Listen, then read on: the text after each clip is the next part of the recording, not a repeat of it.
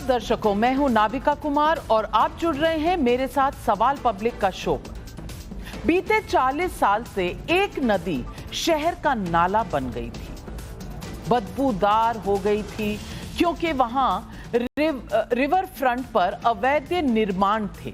10 दिनों के आखिरी एक्शन के तहत बीती रात योगी आदित्यनाथ सरकार के बुलडोजर ने वहां की 4 मंजिला मस्जिद को गिरा दिया। इसके समेत कल 2 अवैध मस्जिदें गिराई गई थी। मस्जिदों पर बुलडोजर एक्शन से पहले एक मदरसा और 2 मंदिरों समेत करीब 1200 घर, 100 से ऊपर दुकानें गिराकर करीब 25 एकड़ जमीन मुक्त कराई गई है।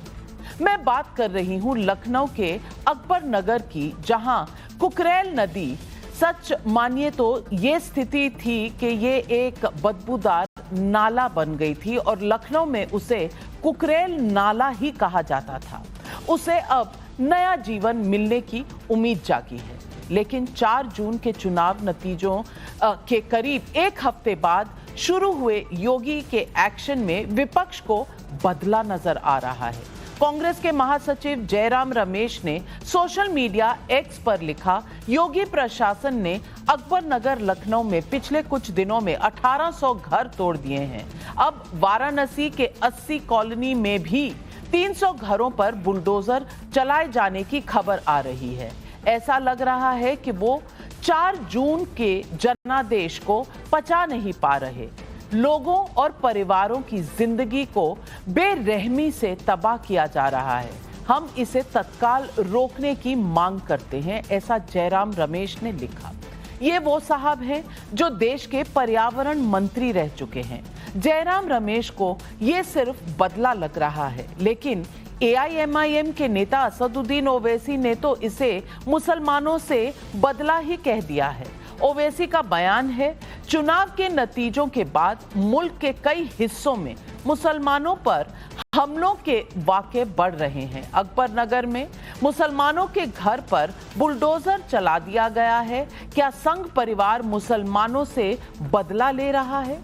योगी के बुलडोजर के विरोध में यह भी भुला दिया गया कि कुकरेल रिवर फ्रंट पर अवैध निर्माण हटाने का आदेश सुप्रीम कोर्ट का है। अवैध निर्माण गिराने से पहले प्रभावित लोगों को प्रधानमंत्री आवास योजना के घर मिले हैं। सवाल पब्लिक का है कि क्या बस नाम अकबर नगर तो कम्युनल हो गया बुलडोजर? योगी के बुलडोजर के बहाने क्या नरेंद्र मोदी की तीसरी बार प्रधानमंत्री बनने की टीस मिटा रहा है विपक्ष? यही है आज सवाल पब्लिक का।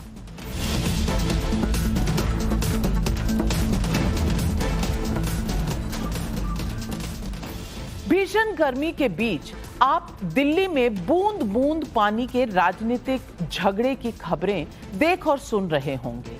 लेकिन इसी बीच जब लखनऊ की कुकरेल नदी को मुक्त कराया गया तो इसमें कम्युनल एंगल ढूंढने की बेवजह कोशिशें की गई हैं।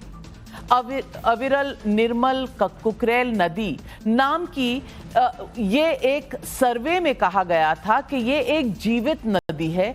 इसका अधिकतम बहाव 1700 क्यूसेक और मिनिमम फ्लो 120 क्यूसेक है। मुक्त हुए कुकरेल रिवर फ्रंट पर गुजरात के साबरमती रिवर फ्रंट की तर्ज पर इको टूरिज्म हब बनाने का प्लान भी है। वहां देश का पहला नाइट सफारी भी बन सकता है। लखनऊ का जू वहां लाया जा सकता है। इस बीच योगी सरकार वाराणसी, मुरादाबाद, सहारनपुर जैसे जिलों में भी मास्टर प्लान 2031 के तहत रिवर फ्रंट के अतिक्रमण हटाने का प्लान बना रही है। लेकिन ये सब कुछ राजनीति के लिए बस नजरअंदाज किया जा रहा है। ये रिपोर्ट देखिए कि योगी का बुलडोजर एक्शन कैसे एक समान है, जबकि उसमें हिंदू मुसलमान का नैरेटिव ढूंढा गया है और डाला गया। लखनऊ के अकबर नगर में चल रही यूपी के अब तक सबसे बड़े अतिक्रमण हटाओ अभियान के तहत धर्म स्थल को जमींदोज किया गया। बीती रात राज्य सरकार ने, लखनऊ जिला प्रशासन ने बैरिकेटिंग करके यहां पर आने वाले ट्रैफिक को रोक दिया और सबसे पहले जो 2 मस्जिद बनी थी उनको जमींदोज किया गया। सामने मलबा नजर आएगा, एक मदरसा भी इनके बगल में बना था, उस मदरसे को भी जमींदोज किया गया है। अकबर नगर में जो बुलडोजर एक्शन चल रहा है, कम से कम धर्म के आधार पर तो उसमें कोई भेदभाव नहीं हो रहा। अगर हो रहा होता तो ये मंदिर उसके दायरे में नहीं होता। सड़क किनारे मंदिर बना हुआ है, बालाजी कृपा मंदिर है, शिव जी की प्रतिमा लगी हुई है, पीछे भगवान बालाजी और प्रभु श्री राम का राम दरबार भी है, लेकिन दायरे में ये भी है। तो बिना किसी भेदभाव के, बिना ये सोचे कि ये घर हिंदू का है मुस्लिम का है, अगर अवैध रूप से कोई बसा है तो एक्शन उस पर लिया जा रहा है।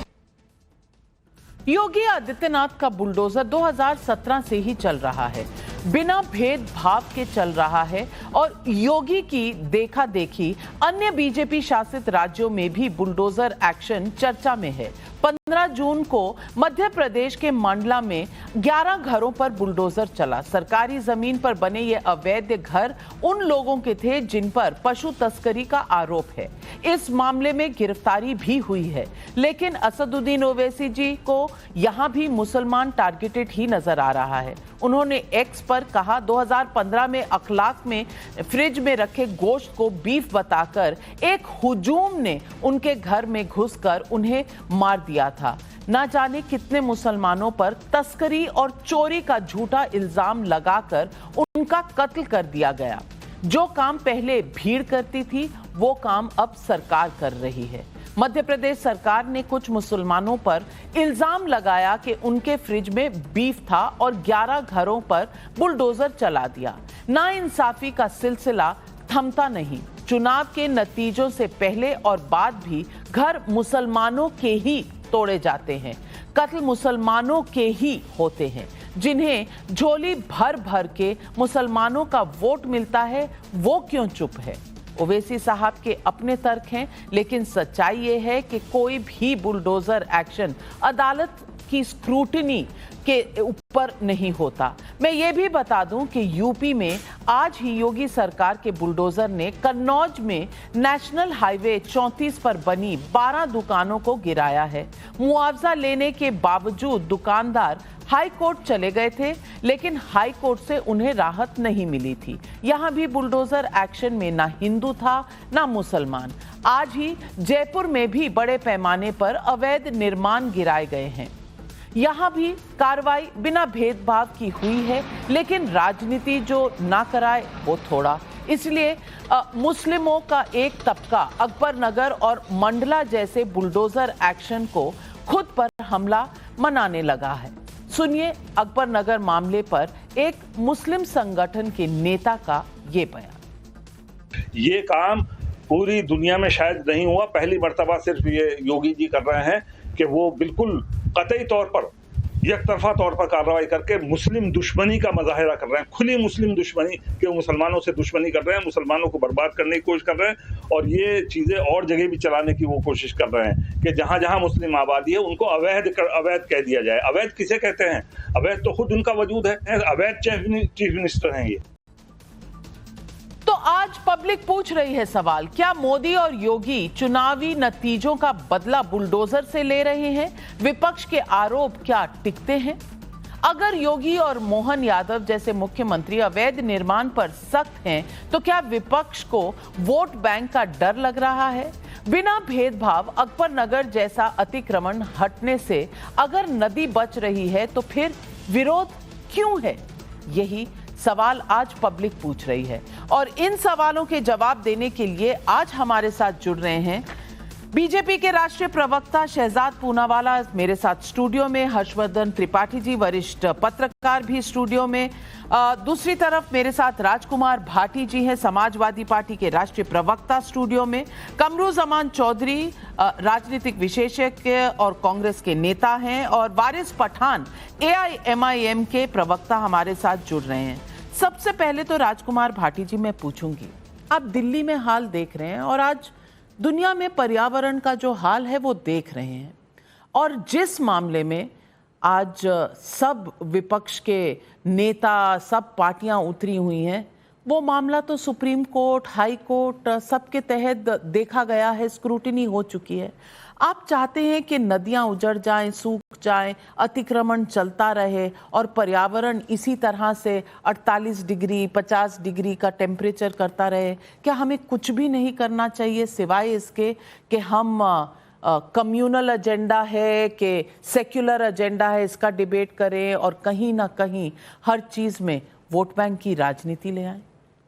नहीं, मैं इसका कम्युनल एजेंडा के तौर पे तो नहीं लूँगा इसे, लेकिन ऐसी घटनाओं पर हम टिप्पणी करना हमारा जो है इस दृष्टिकोण पर निर्भर करता है कि हम किस तरफ खड़े हैं, कि क्या सोच रहे हैं। हम गरीब लोगों को उजाड़ना, किसी के घर गिरा देना, परिवार को बेघर कर देना, उनकी छत छीन लेना, खुले आसमान के नीचे छोड़ देना उन्हें, अगर ये जायज़ है, अगर ये ठीक लगता है पर्यावरण के नाम पर या चिड़ियाघर बनाने के नाम पर या जानवर आएंगे वहाँ नाइट सफारी बनेगी, तो फिर तो हम 100 तर्क दे सकते हैं। ये जो आपने अभी दिल्ली का जिक्र किया, जहाँ हम बैठे हैं चर्चा कर रहे हैं इस नोएडा में, और मैं क्योंकि नोएडा का मूल निवासी हूँ, मैंने नोएडा बसते हुए देखा है। जब यहाँ जंगल होते थे, यमुना पर कोई पुल भी नहीं होता था, यहाँ रास्ता गाड़ी आने जाने का कोई रास्ता नहीं था, तब से हम इस नोएडा को देख रहे हैं। सबसे ज़्यादा बुलडोजर का शिकार ये नोएडा में हुए हैं लोग, और ज़्यादातर यहाँ के मूल निवासी हुए हैं। आज आप गाड़ी उठा के चलिए, अपने रिपोर्टर से कहिए यहाँ से नोएडा से और ग्रेटर नोएडा तक, जेवर एयरपोर्ट जहाँ बन रहा है वहाँ तक अपनी गाड़ी घुमा के आए, कम से कम 100 जगह अवैध कॉलोनियाँ बस रही हैं, मकान बनाए जा रहे हैं, सरकारी ज़मीनों को घेर कर लेंटर पड़ रहे हैं, दीवारें खड़ी हो रही हैं, और वहाँ से तमाम अधिकारी निकलते हैं, पुलिस के भी, प्रशासन के भी, नोएडा ग्रेटर नोएडा प्राधिकरण के भी, सब अवॉइड करते हैं क्योंकि उन्हें मोटा पैसा पहुँचता है भूमाफियाओं का, और जो बिल्डर हैं जो अवैध कॉलोनी काटते हैं उनसे मोटा पैसा पहुँचाया जाता है। जब इनमें गरीब लोग बस जाएंगे, जब ये परिवार रहने लगेंगे, तब इनके बुलडोजर निकलेंगे, उन्हें गिराएंगे और उन्हें बेघर कर देंगे। ये जो जिस अकबर नगर की हम बात कर रहे हैं, यहाँ 40, 30, 20 साल लगभग पुराने मकान हैं और लगभग 1400-1500 मकान में तोड़े गए हैं। 50,000 लोग उनमें रह रहे थे, उनके राशन कार्ड हैं, उनके वोटर लिस्ट में नाम हैं, उनके घर पे बिजली के कनेक्शन हैं, वहाँ सड़कें और नालियाँ सरकारी फंड से बनाई गई हैं, विधायकों और सांसदों की निधि से बनाई गई हैं।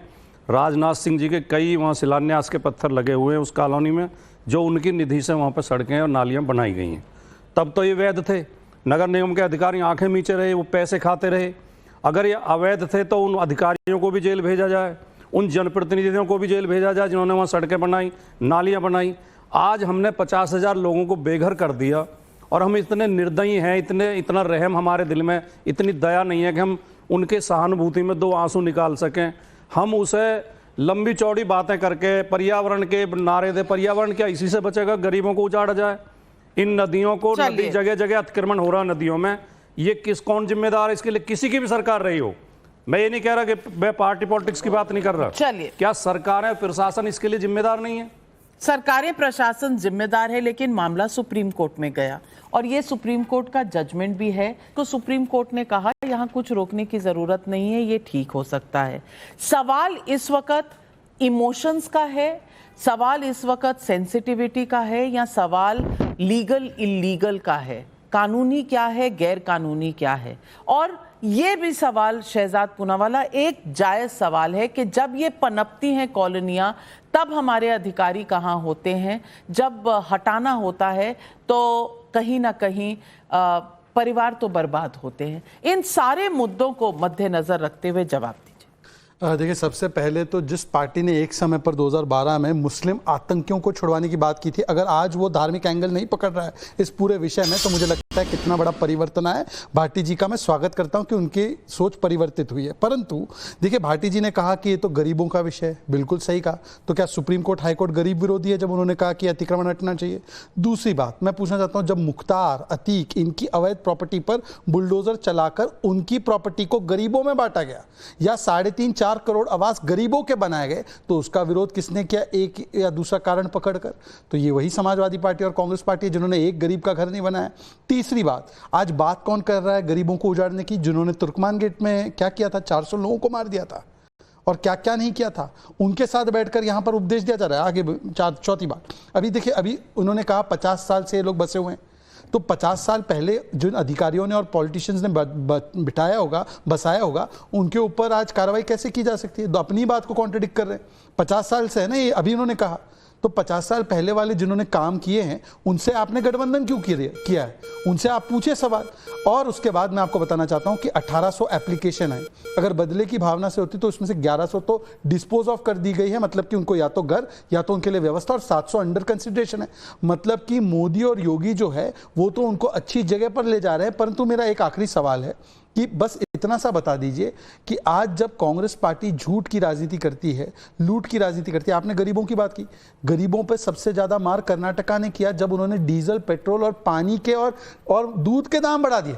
आपने गरीबों की बात की, 1-1 लाख रुपए गरीब मांग रहा है। याद है नाविका जी, आपने ही, आपके चैनल ने वीडियो दिखाया, 1 लाख रुपए 1 वोट के बदले में देंगे। राहुल गांधी ने, आज उनका बर्थडे भी है, उन्होंने कहा था।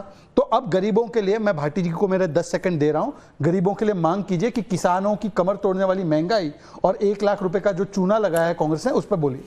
मेरे पूरे वक्तव्य में मैं नाविका जी केवल 10 ही सेकंड लूंगा, उन्होंने 10 सेकंड आपकी अनुमति से दे दिए हैं। मेरे पूरे वक्तव्य में ना तो आपको सांप्रदायिक एंगल मिलेगा, हिंदू मुस्लिम मिलेगा, ना पार्टी एंगल मिलेगा। मैंने कह दिया कि पार्टी पॉलिटिक्स से ऊपर उठ के मैंने मानवीय दृष्टिकोण की बात की है। शहजाद पूनावाला के पूरे वक्तव्य में या तो हिंदू मुसलमान है या पार्टियां हैं। तो ऐसे मुद्दों पे कम से कम कुछ तो मुद्दे ऐसे रखो जिन पर राजनीति ना की जाए। हर मुद्दे पे वोट मांगोगे? किसानों पे बस मुझे इतना ही कहना, पेट्रोल डीजल का, ये मानवीय मुद्दा है, ये पार्टी का मुद्दा है? बात का तोड़फोड़ की हो रही है। जो लखनऊ में पेट्रोल पानी के 50,000 लोग बेघर किए गए हैं, बात उनकी हो रही है। भाटी जी, आपको ले जा रहे हैं, उसे राजनीति नहीं देखा, आज पहली बार राजनीति के मुद्दे पे आप खींच के ले जा रहे हैं। मैं आपको पूछना चाहती हूँ, आईपी सिंह जी आप ही के नेता है ना? बोले उनका ट्वीट में पढ़ देती हूँ। योगी सरकार को असल चिढ़ तो मस्जिद से है, काश अवैध मठ मंदिरों पर भी बुलडोजर चलता। ये उनका ट्वीट है और मैं आपको दिखा चुकी हूँ कि आप पार्टी के ऊपर हों, राजनीति के ऊपर हों, ये आप यहाँ बैठकर कह सकते हैं, लेकिन असलियतें आजकल सोशल मीडिया पर यूं फैक्ट चेक हो जाती हैं। तो ये जो आपने कहा कभी आप तो मानवीय ऊपर हो गए, भाई बहुत सब ऊपर उठे, मैं बिल्कुल आपके साथ हूं कि मानवीय तरीके से सोचना चाहिए, पर कोई सोचता नहीं है। हर चीज राजनीति का मुद्दा होता है। लेकिन कमरुज़मान चौधरी से पूछ लेते हैं। मुझे कम से कम इसका जवाब देने का आपने आरोप लगाया, एक सीधे आरोप नहीं, मैंने तो बस उनकी ट्वीट पढ़ के।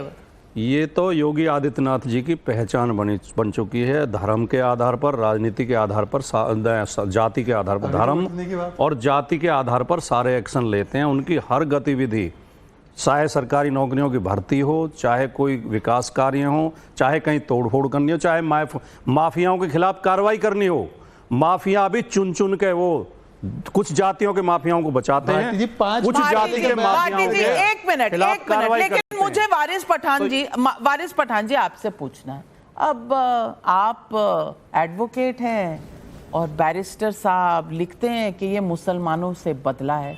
अब मुझे ये समझा दीजिए कि सुप्रीम कोर्ट का जजमेंट है, सुप्रीम कोर्ट का जजमेंट आता है चुनाव के दौरान, इंतजार होता है चुनाव के बाद का, इलाहाबाद हाई कोर्ट का जजमेंट है। अब एडवोकेट साहब, बैरिस्टर साहब से पूछ के मुझे बता दीजिए कि सुप्रीम कोर्ट का अगर जजमेंट माना जाए तो ये बदला कैसे हो जाता है? और जब मस्जिद, मदरसे और हिंदुओं के मंदिर और घरों पर एक तरीके से अतिक्रमण पर एक्शन होता है, बुलडोजर चलता है, तो मुझे ये बता दीजिए ये सिर्फ मुसलमानों से बदला क्यों होता है? कभी कह देते कि हिंदुओं से भी बदला है। ठीक है, देखिए नाविका जी, जिंदगी बीत जाती है एक घर बनाने में और तुम तरस नहीं खाते बस्तियां उजाड़ने में। एक इंसान जिंदगी भर मेहनत करता है नाविका जी, तब जाके अपनी छत बनाता है और आप आके सीधा उसको बुलडोजर से उड़ा देते हो।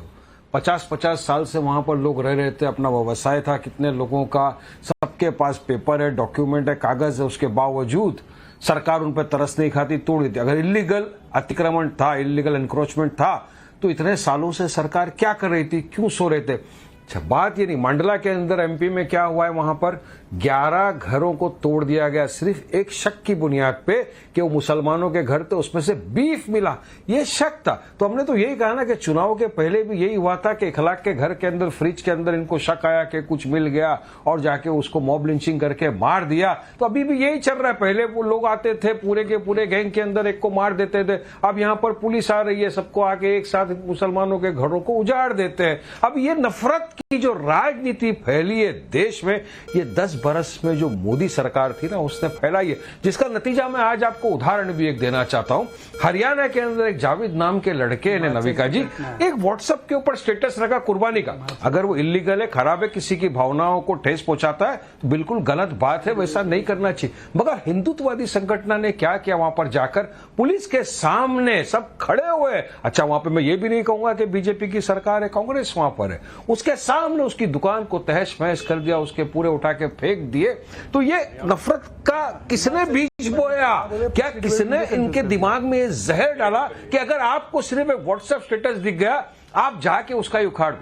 जब जेडीयू जो बीजेपी का एक सहयोगी है एनडीए के अंदर, अभी इसके साथ है नीतीश जी का, उनका सांसद खड़े रहकर माइक के ऊपर बोलता है जिसका वोट खटाखट उसका काम फटाफट। उन्होंने क्या कहा कि मुझे मुसलमानों ने और यादवों ने वोट नहीं दिया, मैं उनका काम नहीं करूंगा, आओ मेरे पास चाय पियो और निकल जाओ, काम नहीं करूंगा मैं। तो ये मोदी जी का सबका साथ, सबका विकास, सबका विश्वास की बात है क्या? वारिस पठान जी, दो चीजें आपको करेक्ट कर दूं, आपने कहा उम्र बीत जाती है मकान बनाने में। मैं आपको बता दूं इन सबके सर पर छतें दी गई हैं। बसंत कुंज लखनऊ हरदोई रोड पर एक पूरी कॉलोनी बसाई गई है। प्रधानमंत्री आवास योजना में लगभग 1200 लोगों को घर मिल गए हैं।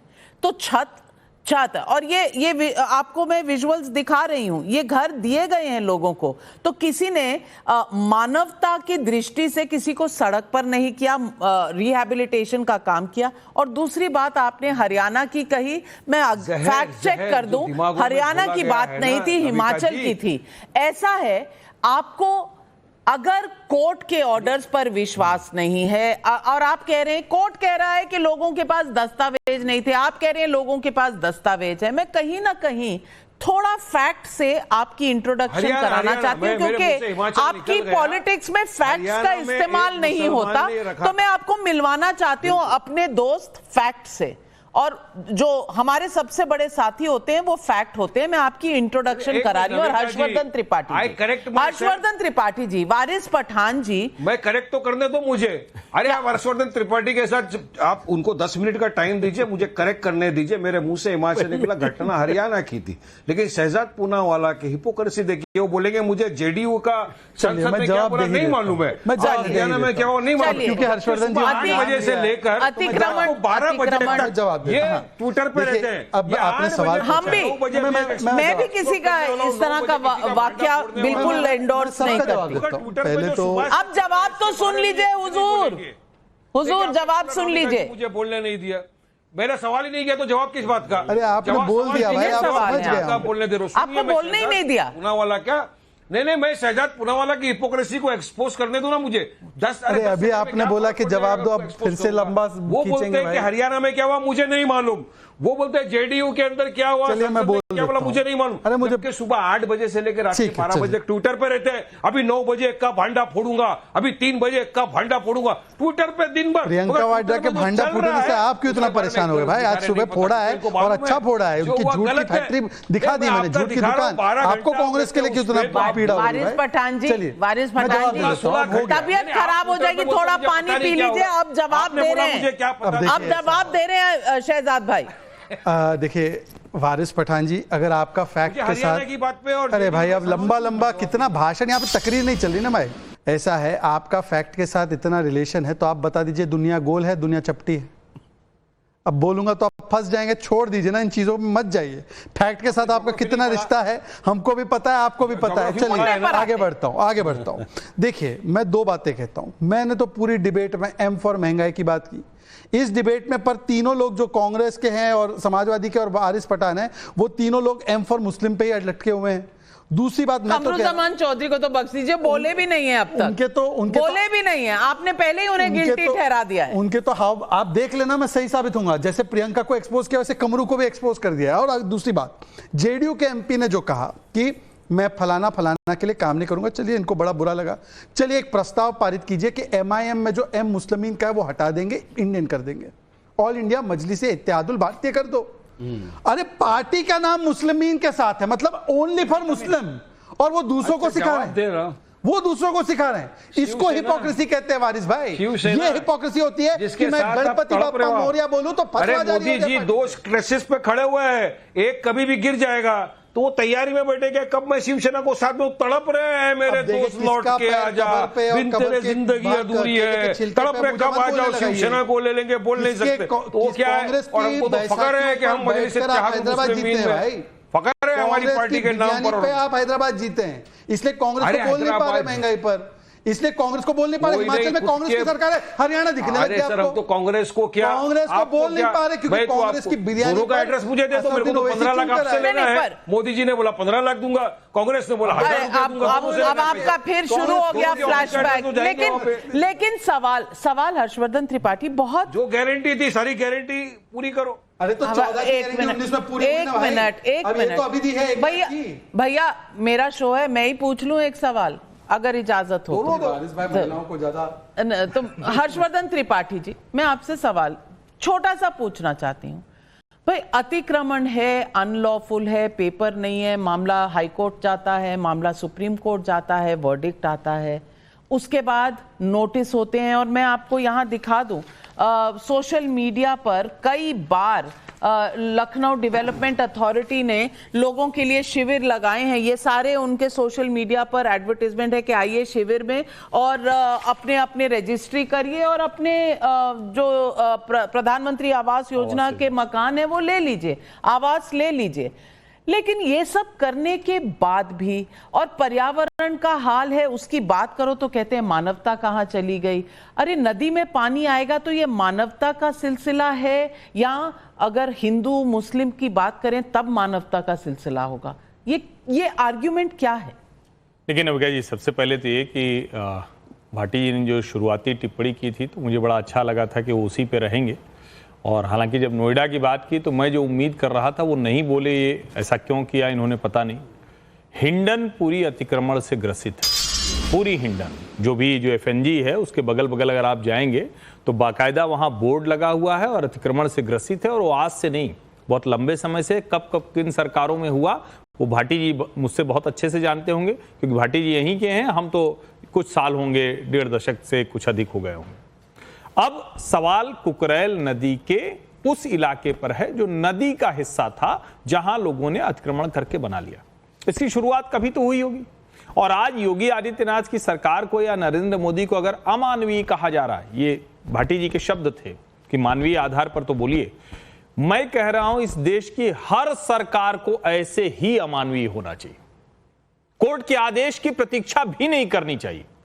कहीं भी इस तरह से घिनौने तरीके से, स्तरहीन तरीके से, जीवन में जिनके कोई रस रंग नहीं रह गया है, ऐसे कोई भारतीय रहे इस तरह से बस्तियों में, वो बहुत अच्छी बात है क्या? इस तरह का घेट्टोइजेशन कभी देश को आगे नहीं ले जा सकता। और टाइम्स नाउ में इस वक्त जो आपने अभी नवभारत की स्क्रीन पर जो घर दिखाए थे, मैं कहता हूं वही बड़ा दिखाइए। ये होना चाहिए देश के हर व्यक्ति को मिलने वाला घर जो गरीब भी है। पहली बार मैं ये होता हुआ दिख रहा हूं, वरना मैंने ढेर सारी सरकारों में देखा है अगर कभी कुछ टूटता था ना, गरीब अपना चूल्हा, वो मिट्टी के तेल वाला होता था तब, केरोसिन वाला, वो चूल्हा, वो गद्दा, फटा हुआ चद्दर, बच्चे की कॉपी किताब, वो लेके भागता था और उसको कुछ नहीं मिलता था। और वो पहली बार मैं देख रहा हूं कि इस तरह का सुंदर घर जिसको सचमुच बनाने में लोगों का जीवन चला जाता है। वारिस पठान ने शेर तो बोल दिया, उन्होंने शायद ये घर देखा नहीं था। तैयारी करके आना चाहिए कम से कम ऐसी डिबेट में बातचीत करते हुए। और मैं फिर कह रहा हूं, कहीं भी आप अतिक्रमण वाली जमीन खरीद रहे हैं तो गलत है। और एक बात से मैं जरूर सहमत हूं, हर वो अधिकारी जो ऐसी बस्ती बनने में मदद करता है, हर वो नेता जो ऐसी बस्ती बनने में मदद करता है, उसके ऊपर भी कार्रवाई होनी चाहिए। अब उसका तरीका क्या होगा ये जरूर कठिन है। बिल्कुल, लेकिन मैं कमरुज़मान चौधरी, मैं आपसे पूछना चाहती हूं, ये एक दिन में तो नहीं होता, ये अतिक्रमण सालों साल चलता रहता है। तो अगर आप ढूंढने चलेंगे किस सरकार में, किस अफसर, किस एडमिनिस्ट्रेशन के अंडर ये हुआ था, तो हिस्टोरिकली आप चलते जाइए। लेकिन एक समय आता है जब आपको तय करना होता है कि अब यहां चलने की जगह खत्म हो रही है, यहां से जिंदगी आगे नहीं चल पड़ेगी। और ये बात जयपुर में हुई है, वहां पर अतिक्रमण हटाए जा रहे हैं, वहां भी कोर्ट में पूरी प्रोसेस हुआ है, पूरा प्रोसीजर हुआ है, उत्तर प्रदेश में हुआ है, मध्य प्रदेश में हुआ है। मैं पूछना चाहती हूं, हर चीज को राजनीतिक चश्मों से देखना क्या सही है? हर चीज में एक कम्युनल एंगल, एक सांप्रदायिक एंगल ढूंढना क्या सही है? और अगर यहां नोटिस दिए गए, रिहैबिलिटेशन किया गया, रजिस्ट्री करके लोगों को आवास दिए गए, इस पर भी अगर हम कहें कि ये बदले की राजनीति है, ये जून 4 के बाद, अरे भाई जून 4 को क्या हुआ? आप जहां थे वहां रह गए और जहां मोदी थे वो वहां रह गए, तो जून 4 में बदला क्या? लेकिन बदले हैं तो सुर बदले हैं, बदले हैं तो एक दूसरे के जो आप आर्ग्यूमेंट्स देते हैं वो बदले हैं। कमरुज़मान चौधरी। नाविका जी बहुत बहुत शुक्रिया। मैं लास्ट में बोल रहा हूं, आशा करता हूं, उम्मीद करता हूं कि आप थोड़ा सा टाइम दीजिएगा मेरे को समझाने के लिए। पहली बात तो ये है, आप ही के गवर्नमेंट के सर्वे शहजाद जी, गुजरात में किया गया सर्वे में उठ कर आया लगभग 34 लाख घरों में 95% घर अवैध है, यानी कि इलीगल है। ये हमने नहीं बोला, 2022 में गवर्नमेंट ऑफ गुजरात का सर्वे, और उसको अगर एक्स्ट्रापोलेट करते पूरा हिंदुस्तान में लगभग 80% घर म्युनिसिपैलिटीज या टाउन नगर पालिका के इलाका में सारे के सारे अवैध है। इसका वजह एक नहीं है, हजारों वजह हो सकता है। बस्तियों से, गांव देहात से माइग्रेशन होकर शहर में आना, इलीगल झुग्गी झोपड़ी बस्तियों में बस जाना, एकमात्र कारण है गरीबी से बचना। और इंदिरा गांधी जी ने जब आवाज उठाया था गरीबी हटाओ, वही नरेंद्र मोदी और योगी सरकार क्या लाए हैं यहाँ पे? गरीब हटाओ, गरीबी हटाओ नहीं। इसीलिए मैं बोलता हूँ ये अमीरों का सरकार, ये अमीरों के लिए सरकार और ये अमीरों से सरकार है। इसका वजह ये नहीं है कि ये जो है कि अतिक्रमण हटाने के लिए कार्रवाई कर रहे हैं। सुप्रीम कोर्ट के जाएंगे कि भाई ये तो मेरा जमीन है और इसको जो है कि अतिक्रमण हो रखा है, इसको मुक्त किया जाए, तो सुप्रीम कोर्ट के पास में और तो कोई चारा नहीं है। उसके पास सिर्फ आर्टिकल 21 है, जिसका तहत वो देखती है कि इन लोगों को, विस्थापितों को घर दिया जाएगा कि नहीं दिया जाएगा। ये बात सही है कि सबको जो अकबर नगर से शिफ्ट किया जा रहा है, सबको हो सकता है कि आज नहीं तो 6 महीना के बाद में घर मिल जाएगा। लेकिन यहाँ पे आता है, मेरा याद में आ रहा है गुजरात और गुजरात बोल रहा हूँ, हरियाणा कोर्ट का एक ऑर्डर, हाई कोर्ट का एक टिप्पणी, जिसमें बोला गया था कि नूह के दंगों के बाद में जिस तरह से वहां पे बुलडोजर एक्शन किया गया, उसी उच्च न्यायालय हरियाणा के एक टिप्पणी किया था कि ये सही में क्या एथनिक क्लिंसिंग है, किसी एक पर्टिकुलर समुदाय के खिलाफ क्या ये एक्शन है, क्या अतिक्रमण हटाने के लिए हो रहा है। अगर असम में ये घटना घट रहा है, मध्य प्रदेश में घट रहा है, या तो फिर कानपुर में अफरीन फातिमा का घर में हो रहा है, तो जरूर कहीं ना कहीं एक बहुत बड़ा साजिश के तहत हो रहा है। बात अगर अकबर नगर की है तो हम ले आएंगे आसाम, हम ले आएंगे नूह, हम ले आएंगे हरियाणा। हर्षवर्धन त्रिपाठी जी। सिर्फ एक लाइन बोल दूं, देखिए कई बार मुझे समझ में नहीं आता कि ठीक है चुनाव हो गए, गरीबी हटाओ, गरीब हटाओ, ये नारा क्या किया कांग्रेस की सरकारों ने सब जानते हैं, और वो तो आपके सहयोगी जो समाजवादी पार्टी वो भी नहीं मानेगी। लेकिन गरीबी अगर इस तरह से हट रही जैसे नरेंद्र मोदी हटा रहे हैं, तो फिर तो इसका स्वागत किया जाना चाहिए। और मैं तो कहता हूं कि देश में कहीं झुग्गी झोपड़ी नहीं होनी चाहिए। जिस तरह से वो लोग रहते हैं, वो जीवन स्तर भारत में किसी को मिले ये नहीं होना चाहिए, उससे बचना चाहिए। कांग्रेस यही करती रही, अच्छा है कि वो बदल रहा है। भाटी जी। नहीं, ये जो हर्षवर्धन जी कह रहे हैं कि झुग्गी झोपड़ी नहीं होनी चाहिए, हम भी आज झुग्गी झोपड़ी भी, और इन जो शहर बस रहे हैं जैसे दिल्ली बढ़ रही है, उनमें जो लोग ज़्यादातर लोग रह रहे हैं वो ऐसी परिस्थितियों में रह रहे हैं कि जहाँ पशुओं की तरह बिल्कुल नरक में रह रहे हैं वो। तो किसी को शौक तो है नहीं इतनी इस गंदगी में रहने का। जो आपने नाविका जी सवाल उठाया पर्यावरण का और विकास का, वो भी अपनी जगह ठीक है, लेकिन इससे भी गंभीर अगर हम और गहरा सवाल उठाएं तो सरकारों ने गांवों में विकास नहीं किया है, गांवों में सुविधाएं नहीं दी हैं, इसलिए लोग गांव छोड़ छोड़ के महानगरों की तरफ आ रहे हैं और सरकारें महानगरों में भी घर देने में अक्षम हैं, इसलिए अवैध घर बन रहे हैं और वो नारकीय जीवन जी रहे हैं। वहाँ न सफाई है, न उनके शिक्षा की व्यवस्था है, स्कूलों के फिर तो बहुत सारे भाई हमारी देश में सबसे बड़ी प्रॉब्लम है पॉपुलेशन, सबसे बड़ी प्रॉब्लम है पॉपुलेशन, पर उस पर हम चर्चा नहीं करेंगे। बहुत अच्छी बात है। और क्योंकि भाटी जी ने नोएडा के बाद से जिक्र शुरू किया था, भाटी जी नोएडा में किसने अवैध कंस्ट्रक्शन कराया पता है आपको? 56,000 करोड़ का घोटाला सीएजी ने बताया समाजवादी पार्टी और बहुजन समाज पार्टी की सरकार में हुआ। यह सीएजी की रिपोर्ट आई थी नहीं आई थी? अब बताइए किसने किया? अभी आप कह रहे थे ना, तो आप मान रहे ना, स्वीकार रहे कि आपके नेताओं ने किया। हमारे नेता तो 4 करोड़ गरीबों के घर बनाए। अब कमरुज़्ज़मान चौधरी बताइए कि आपने गरीबी हटाने के लिए कितने घर बनाए? हमारे नेता ने तो 25 करोड़ लोगों को गरीबी से निकाला। कमरुज़्ज़मान चौधरी आप गिनवा दीजिए कि कितने गरीबों को आपने निकाला मनमोहन सिंह के जमाने में। आंकड़ों से बात कर लेते हैं, मैं फिर देखते हैं कि कौन गरीबी हटाओ का नारा देता था और कौन गरीबी हटा रहा था। आखिरी बात, अरे भाई मेरा बात तो सुन लो, जवाब तो आखिरी बात, और पब्लिक के सवाल भी हैं, पब्लिक के सवाल भी हैं। मैं आ रही हूं कमरू जी। आतंकवाद का कोई भी धर्म नहीं होता, पर ये अतिक्रमण का जाकर ढूंढ ढूंढ के ये लोग धर्म कैसे निकाल लेते हैं। यहां पर मंदिर और मस्जिद दोनों हटाए गए, पर ये कह रहे एथनिक क्लेंजिंग हो रहा है। ये रिस्पॉन्सिबल स्टेटमेंट राहुल गांधी और प्रियंका वाड्रा की तरह है। मैं कमरुज़्ज़मान चौधरी इस पर आपका जवाब चाहती हूं। हरियाणा कोर्ट ने आपने एथनिक क्लेंजिंग और हरियाणा के कोर्ट के ऑब्जर्वेशन उठाया, और यहां पर जहां मंदिर और मस्जिद अगर दोनों गिरे हैं उस पर आप चुप क्यों हैं? हटाए गए, गिरे नहीं है, हटाए गए। एक तरह से कहें तो जहर फैलाने की यही तो कोशिश है ना, आप कहीं का संदर्भ उठा के कहीं ला रहे हैं। नाविका जी, ये देखिए सबसे बड़ा चीज आप definition of ethnic cleansing Narendra Modi सरकार के टाइम में समझा कीजिए।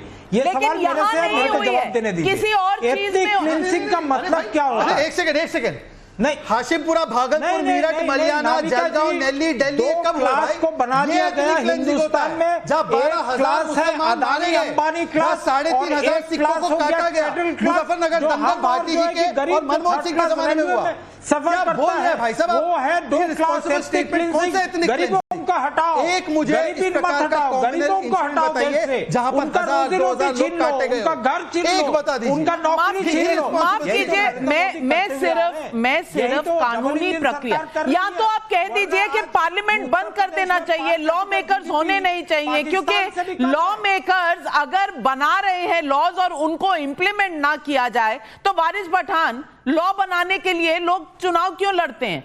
किसी को यहां पर कानून तो फॉलो करना नहीं है। नहीं, देखिए कानून फॉलो करते हैं सब, मगर योगी जी नहीं फॉलो करते। योगी जी तो बुलडोजर ठोक डालूंगा वाली पॉलिसी पे जाते हैं। सुप्रीम कोर्ट का जजमेंट, तो आपने हमने देखा सुप्रीम कोर्ट का जजमेंट एडवोकेट साहब बिना नोटिस के दिया, मार दिया। आफरीन फातिमा का जो घर को उजाड़ दिया वो तो बिना नोटिस का था, तो घर दूसरे के नाम पे था, उसके घर को उजाड़ दिया था। आप कहां हो? तो बुलडोजर का पॉलिसी पे देश नहीं चलता, देश संविधान से चलेगा, कानून से। अब बात नंबर 2, आपने एक बहुत अच्छी बात की नाविका जी के झोपड़े नहीं होने चाहिए, ऐसा इस तरह से लोग नहीं रहना चाहिए। बिल्कुल नहीं होना चाहिए। किसी को भी पसंद नहीं है कि उसके बूढ़े माँ बाप या वो खुद एक छोटे से झोपड़े के अंदर रहे जिसके अंदर सारी फैसिलिटी, नहाना धोना बाहर हो, किसको पसंद नहीं। लेकिन क्या किया जाए, देश का अनइक्वल डिस्ट्रीब्यूशन ऑफ वेल्थ है। 85% वेल्थ अगर अपर कास्ट के पास चले गई है तो बेचारा गरीब तो गरीब ही रह जाएगा, अमीर तो अमीर होता जाएगा। अडानी अंबानी को तो कोई फर्क नहीं पड़ने वाला। लेकिन वाकई में अकबर नगर में जो लोग रह रहे थे इतने वर्षों से, जिनके व्यवसाय को, जिनके घरों को उजाड़ के फेंक दिया, उनको 100% फर्क पड़ने वाला है। या आपने मध्य प्रदेश के मंडला के अंदर जिन 11 मुसलमानों के घरों को तोड़ दिया, तो सुप्रीम कोर्ट ने यह भी नहीं कहा था कि जाकर किसी मुसलमानों के घर को तोड़ दो। आप जाकर सुप्रीम कोर्ट के इस पे नहीं हुआ था, वो वहां पे हुआ है सिर्फ इस शक की बुनियाद पर कि वहां पर उनके घर के अंदर इनको कुछ ऐसा लगा सस्पिशियस। सुप्रीम कोर्ट ने धर्म पर कोई जजमेंट नहीं दिया, उन्होंने कहा अतिक्रमण और लॉज को फॉलो करो। केवल एक वाक्य, केवल एक, तो सबका टूटना चाहिए ना। पूरे देश के अंदर क्या अतिक्रमण खाली मुसलमानों के, जो 50-50 साल से लोग रह रहे हैं, जिनके पास कागज है। अरे अकबर नगर में कहा मुसलमान, वहां हिंदू भी थे। अतिक्रमण का डिबेट है, अतिक्रमण को आप क्यों इस नजरिए से देख रहे हैं? एक उदाहरण नहीं है, बोलिए। ऐसा लाखों उदाहरण है देश भर में जहां पे पर्टिकुलर समुदाय को मैं एक वाक्य बोलना चाहता हूं। अकबर नगर में ऐसा नहीं हुआ है, लेकिन अकबर नगर को भी आप उसी तराजू में तोल रहे हैं। मैं ये आपको दिखाना चाह रही हूं जो आप देखना नहीं चाह रहे क्योंकि आपने आंखें बंद की हुई हैं। हाँ नाविका, एक वाक्य अभी, क्योंकि वारिस पठान ने सुप्रीम कोर्ट को कोट किया, बात की सुप्रीम कोर्ट की। सुप्रीम कोर्ट ने कहा 3 तलाक समाप्त होकर कानून बनना चाहिए, उसके समर्थन में खिलाफ है। वारिस भाई देखो गोल गोल जवाब। अरे अभी तक तो डाटा ही रिलीज नहीं कर रहा हो, कितना आदमी 3 तलाक से प्रभावित है। अब सुप्रीम कोर्ट कहां घुस गया?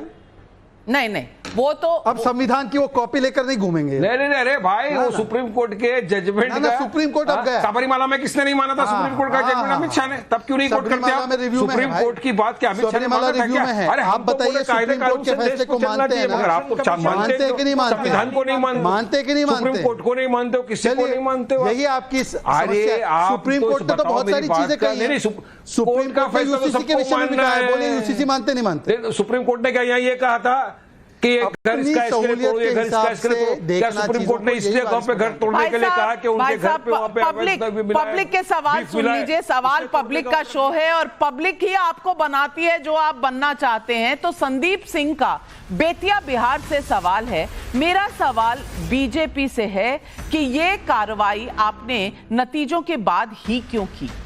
जटाशंकर का मिर्जापुर यूपी से सवाल है। मेरा सवाल समाजवादी पार्टी से है कि जब हिंदू और मुस्लिम दोनों के अतिक्रमण पर बुलडोजर चला है तो आप केवल एक की बात क्यों कर रहे हैं? कहां गया आपका पीडीए? पहले सवाल का आप जवाब और दूसरे सवाल का भाटी। सुप्रीम कोर्ट का ऑर्डर मई 2024 को आया, जब चुनाव और एमसीसी लागू था।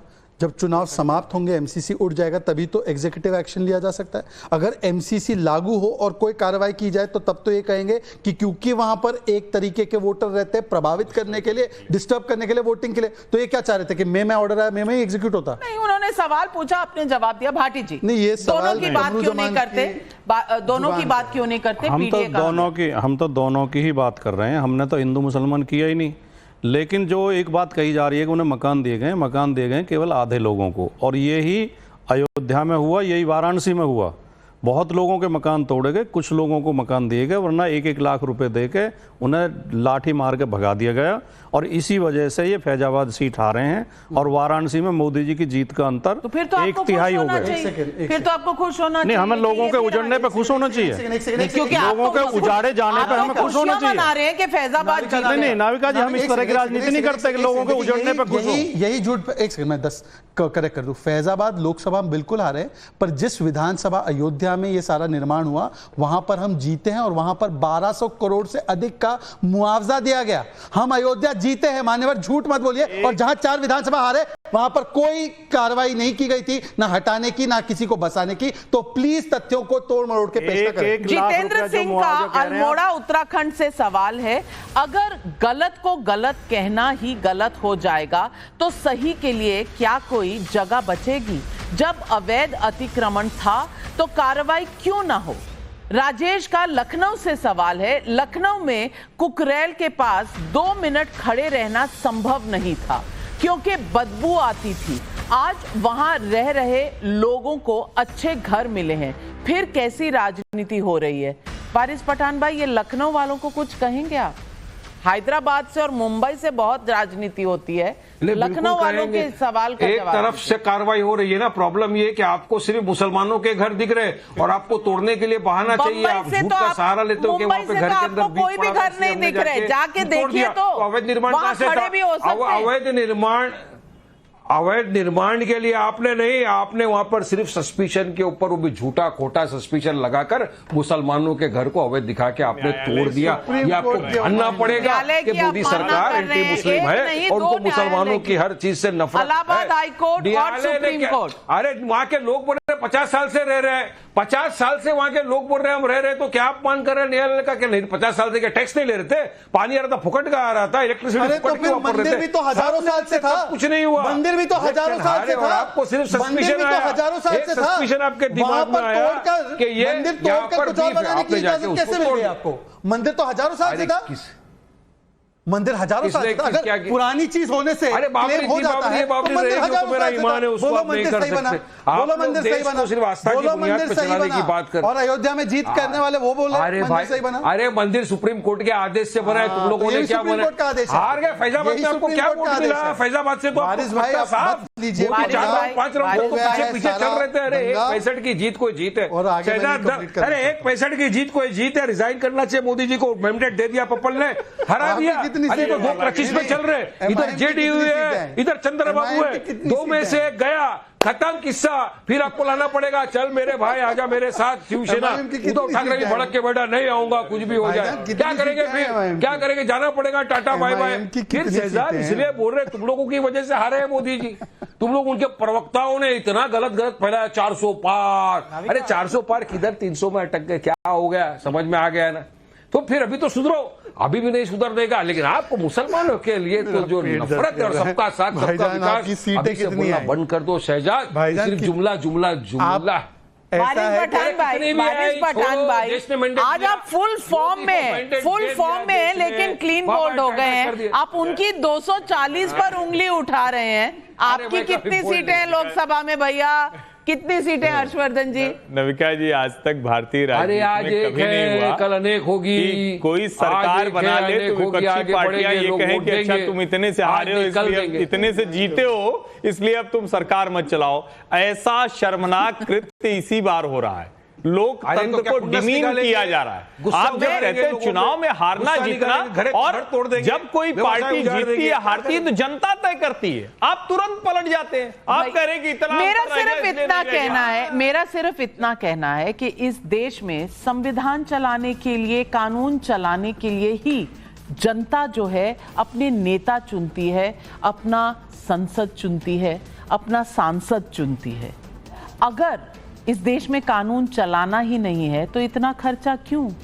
मत कीजिए कोई इलेक्शन, मत बनाइए किसी को सांसद, कानून को डाल दीजिए वेस्ट पेपर बास्केट में और सबको जहां जिसको रहना है रहे, जहां जिसको गाड़ी चलानी है चलाए, कोई कानून नहीं रहेगा। लेकिन देश ऐसे नहीं चलते हैं।